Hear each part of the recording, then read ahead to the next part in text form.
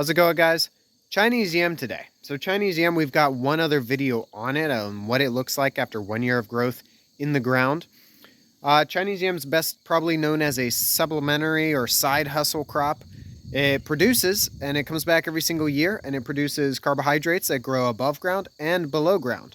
So it produces little aerial bulbils. This one didn't, but other vines that are more mature produce little aerial bulbils that you can harvest. They're about the size of a bean or a pea, and you can cook them up, and they're delicious. I use them to augment, whole grains and recipes and stuff like that. So you can do that, or you can dig it up for a starchy underground yam that is pretty good. Cooks up. It has some mucilage if it's raw, but it cooks out. So it's a pretty good root crop. But in the ground, it kind of stays narrow and then gets large as it gets further down. So you have to dig a really big hole around these things to get out the root chunks. And if you miss some root chunks, it's going to come back. And let's be honest, we all miss some root chunks. So yeah, great crop. But I wondered to myself, what happens after 1 year of growth underground for those aerial bulbils? And better yet, I know they grow somewhat kind of tall after 1 year in the ground, but what happens if you grow it in a pot? Now, I think there's another video out there on YouTube where someone grew them in a pot, and it's this really spindly root, but I saw earlier this year a little bulbil sprout out of a lawn, and because of mowing, it wasn't going to survive. So it had one leaf. I took it, I put it in a pot, and we're here in towards the end of September, going on October. So we could let it honestly go until the first frost. That would be ideal. So we got it a little late. We're harvesting it a little early, but my wife and I are about to leave to do some work in Honduras. So this thing's getting dug up today. So let's flip this camera around and see what 1 year of Chinese yam growth is in a pot, and see if we actually get something decent, or if we just get this spindly root that's not worth your time and effort. So let's check it out. So here's the plant. This was probably one of the original leaves. There's its base down there. Put it in this small-ish pot. I don't know, maybe that's 2 gallons, a gallon and a half, something like that. But it ended up growing up this bamboo all the way up to a guy wire, and then that's where it ends. So it got much larger than any of the plants that I've put directly in the ground in 1 year. And again, late starting, but early harvest. But it still ended up growing fairly well. Now, typically I would wait until this foliage died back, because then I know all of its energy is down into the roots, but we don't have that luxury. So let's check it out.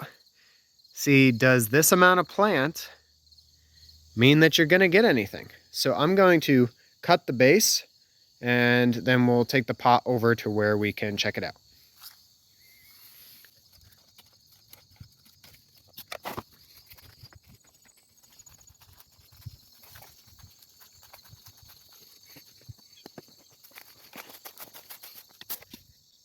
All right, so I carried it over to an area in our garden where we've got some sweet potato vines just chilling out. So here's the base.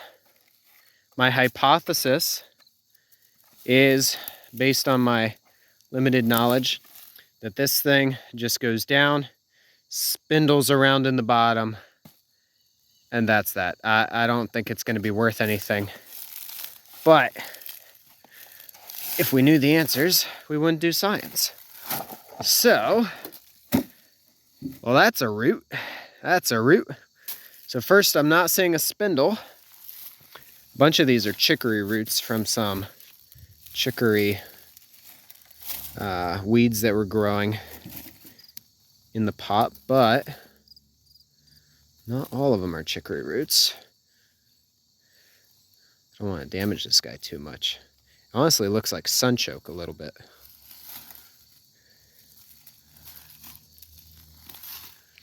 Just breaking off hefty chunks.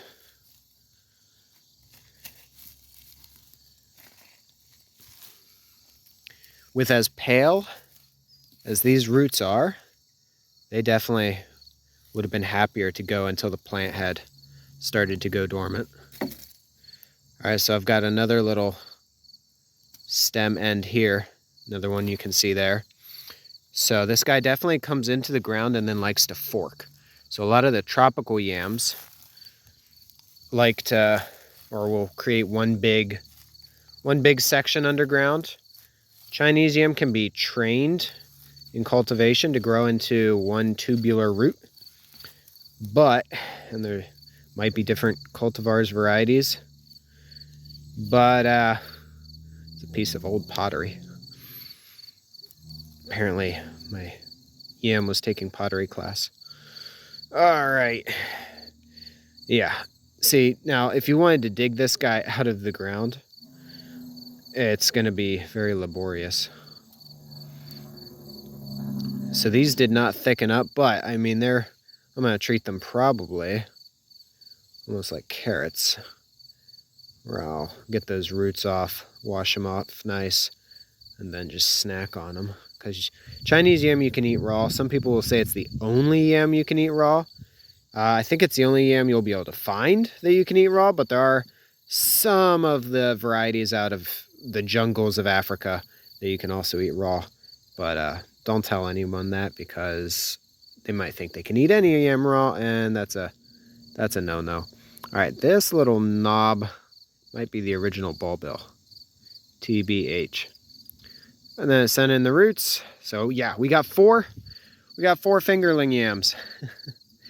If I were to do this guy for another year, I would break off this thickest one and refill the pot with the soil, keep it slightly moist, and yeah, just do it again. So I mean, I don't think it's terrible to grow them in pots. This is not worth my time though, honestly. This is not worth it unless you just want a pretty little vine growing up something. Sure, stick them in pots. But for an early harvest, this isn't worth it. If this went another month to really died back, and these guys thickened up maybe twice the size, maybe it'd be a little worth it. But no, Chinese yam, I use them predominantly as vines that grow up shrubs or trees in open areas, not in woodlands, so that they don't spread. I keep a mobile area around them so that the bulbils don't spread. But and then I use them for the bulbils. Why kill a golden goose, you know? Okay, so it cleaned up pretty easily. I've got it right here. Almost looks like mint crones. A little Chinese tuberous mint. Oh, I see some dirt I missed. That's okay. I'm only going to try one of these, but I do want to try one, because I don't think it's worth... I mean, I could slice it and throw it into like the rice cooker with some rice, or pressure cooker with a stew, or something like that, but I'm going to break off one of these. They snap off pretty easily. And scrape off some of these brown portions. It's not dirt, it's just dead stuff. I want to let you guys know how it tastes. If maybe it's really good. Maybe all of it was worth it, because this is so delicious that it was worth every time I had to carry water to that pot. All right. Smells like freshwater clam. Yeah, it smells like dirt. I know that's not appetizing, but oh, that's very soft. That like dissolves in your mouth into like almost pure slime. Oh wow, that's very light.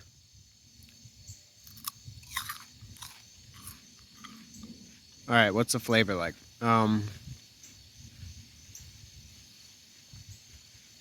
So if you've never had Chinese yam before, it's mucilaginous like okra when it's raw.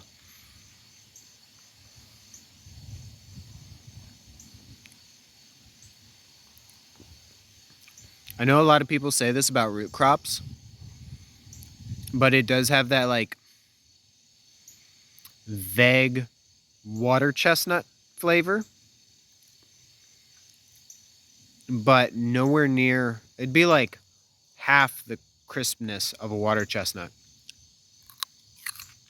Man, that is good. It's making me think that it was worth it.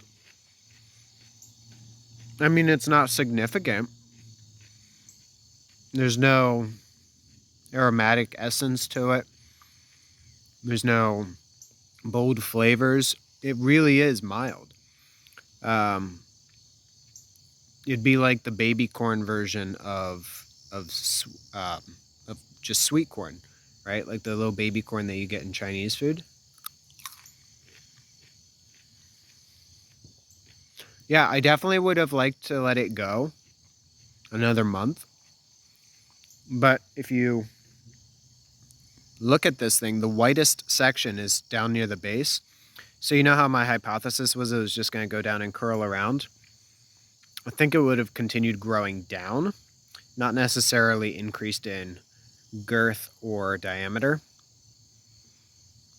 But I'm pretty happy with how this is. It's definitely a nice little snacking vegetable.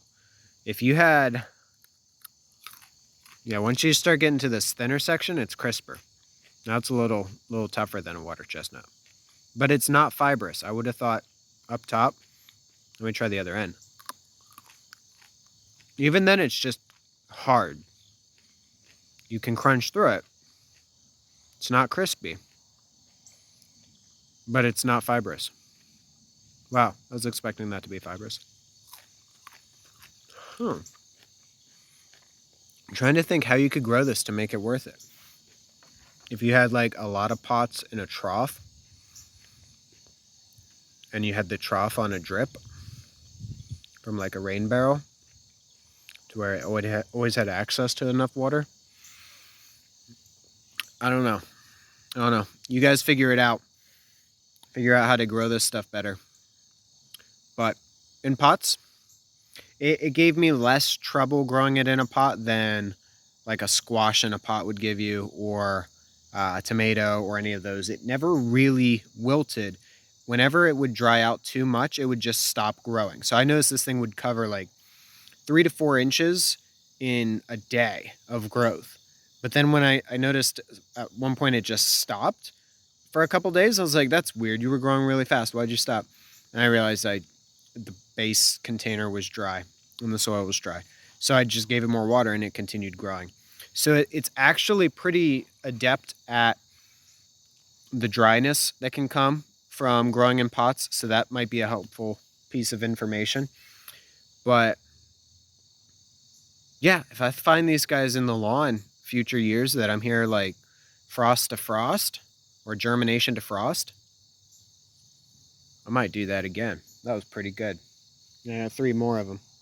All right, guys. I said it wasn't worth it, but you know what? I changed my mind. That was worth it. It was a pretty vine. It's fun to watch it grow. Yeah, do it. Or at least let me know how you change it. So, all right, guys. That's enough for today. This has been Frenchy Powell. I will catch you guys in the next video.